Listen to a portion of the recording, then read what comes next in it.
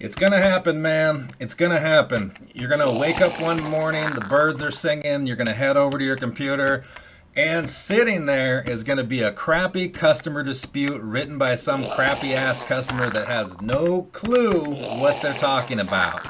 You can't ignore it, you can't run from it, you gotta deal with it. I've been dealing with it for years, so here I'm gonna show you how I've been dealing with it all these years.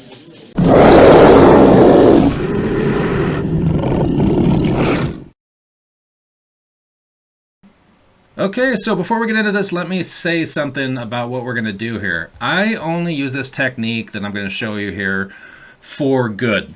I don't use it for evil. I don't use it to fight disputes where I am wrong. I use it to fight disputes where I'm right. And, some customer is saying that they never got the package and they did. Or they're saying that, it wasn't working and it was, or, what have you, just any number of things. That's when I fight disputes, and consequently, every dispute that I've actually fought, I've actually won. So, I don't know if that's lucky or not. I've been on eBay about 21, 22 years at this point, and I've never lost a dispute. So, like I said, either I'm the luckiest dude in the world or this technique is just working. So, I'll show you kind of what I do versus what I think a lot of people do.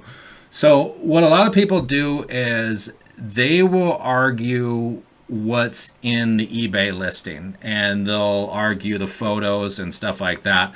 That's not where I go to right away to argue these.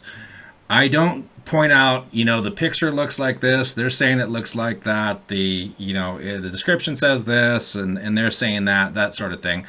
That's not the first thing I go to. The first thing I go to is looking at discrepancies in how they submitted their case. So if you've ever been to court and fought like a parking ticket or something like that, or you've been to court and watched somebody fight a parking ticket, and you see that person get off because the officer wrote the date wrong, wrote a street wrong, wrote their name wrong, that sort of thing. That is how I win a lot of cases, is just basic human error. And if you can point it out, I've, like I said, gotten off of every dispute and they've all ruled in my favor. So, it's been a good thing for me. So I'll kind of show you what I'm talking about. So let's take a look at this hubcap here, right? Okay, so here's the background on this hubcap. This hubcap was a single hubcap. This was not 4 hubcaps. In the listing, it actually says 1 hubcap in it.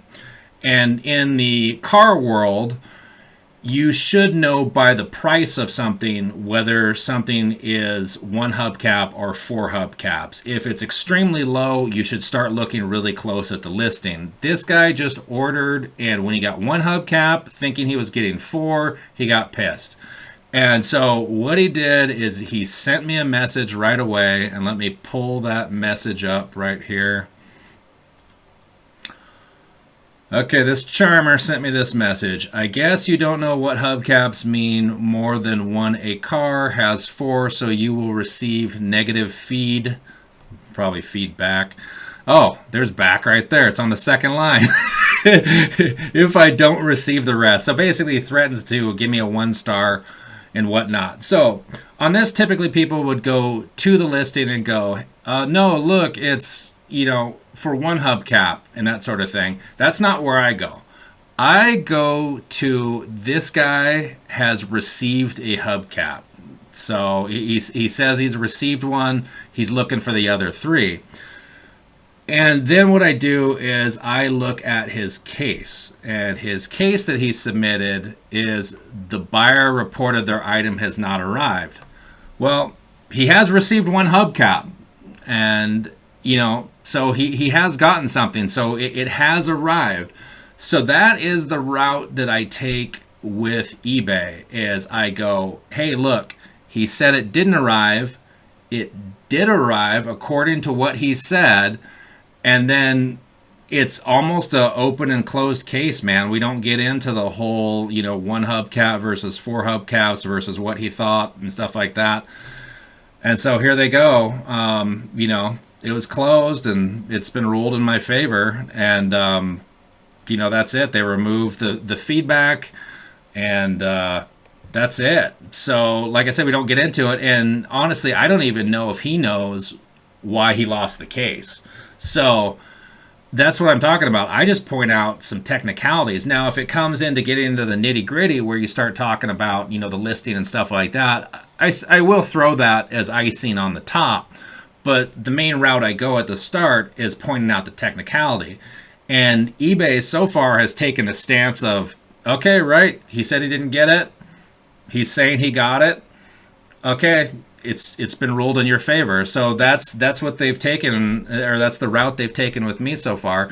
And you know what? If he didn't send a message like that, like this beauty here, I will drop the customer a message to see if I can get them to admit to information that contradicts why they submitted the dispute.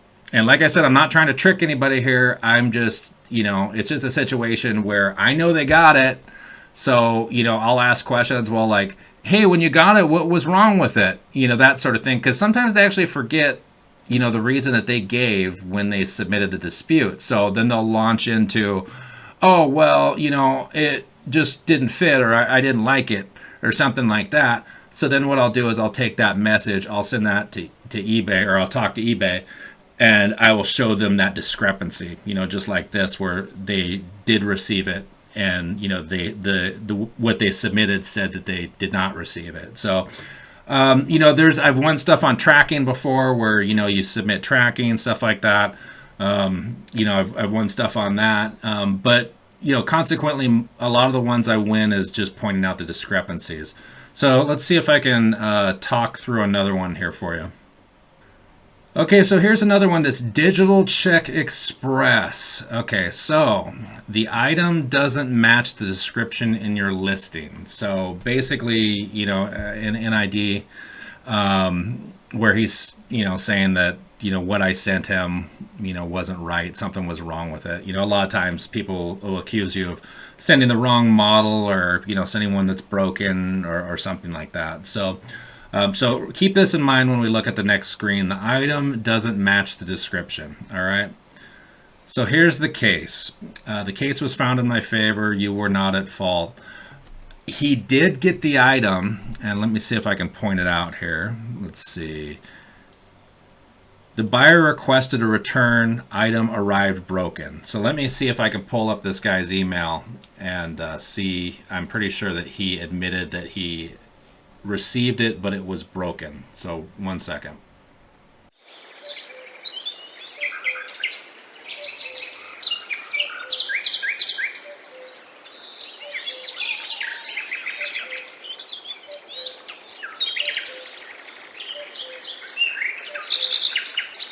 Okay, I'm not seeing the message. I was going to try and grab it from you. I know that he sent one, and I think it was part of the original case. Sometimes what's weird is eBay doesn't allow you access to some of the previous information. Like, I'll show you. I'll click on some of my past cases here. Let's see.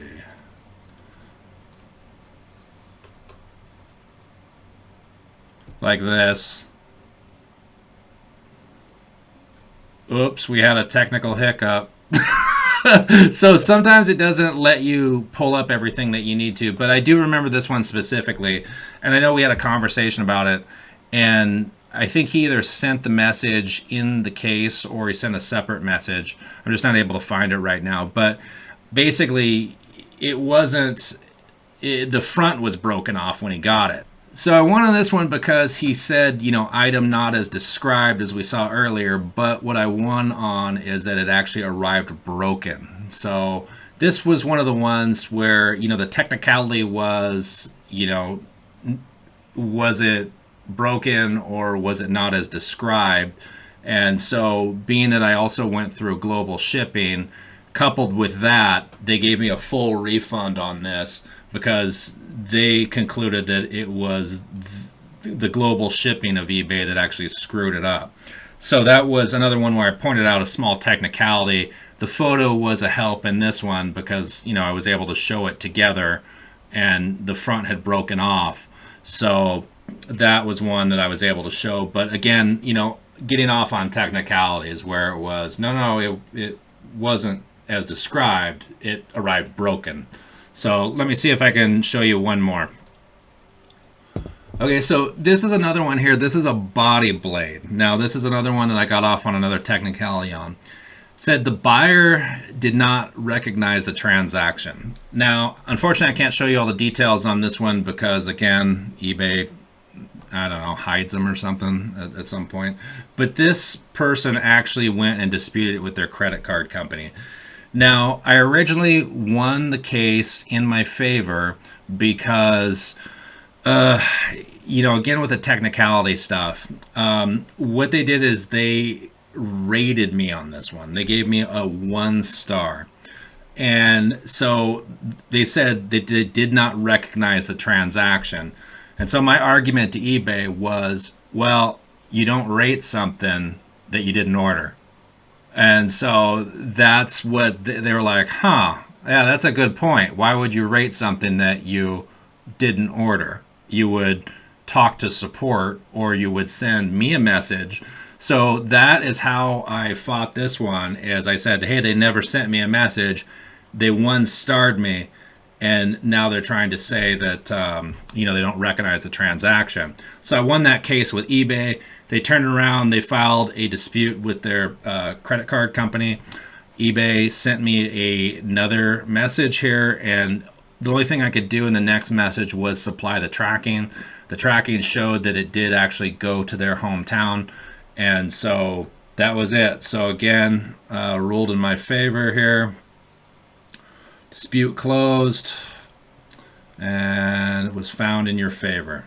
So there you go. So that's getting out on technicalities. So I hope that kind of gives you some ideas. Like I said, you can always get into the weeds and the nitty gritty and throw, some icing on top of the cake.